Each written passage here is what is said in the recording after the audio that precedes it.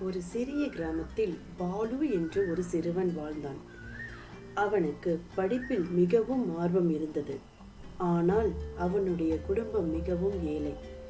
பள்ளிக்கு போகும் பொழுது பழைய புத்தகங்கள், கிழிந்த ஆடைகள் ஆகியவற்றை பயன்படுத்த வேண்டிய நிலை. ஒரு நாள் பள்ளி ஆசிரியர் ஒரு அறிவிப்பு செய்தார். இந்த வாரம் பேச்சு போட்டி நடக்கின்றது.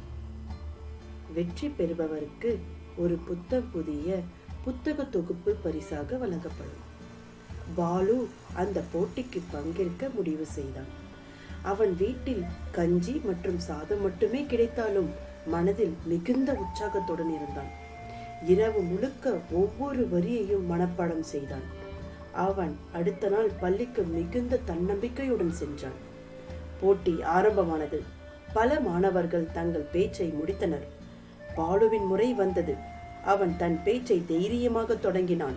அவன் பேச்சு அனைவரையும் கவர்ந்தது. போட்டி முடிவுகள் அறிவிக்கப்பட்ட போது பாலுவே முதல் பரிசு வென்றான். அவனுக்கு கிடைத்த புத்தகம் அவனது வாழ்க்கையை மாற்றியது. படிப்பில் ஆர்வமுள்ள குழந்தைகள் தன் நம்பிக்கையுடன் முயற்சி செய்தால் எதையும் அடையலாம் என்று பாலுவின் வாழ்க்கை கற்பிக்கின்றது. நன்றி.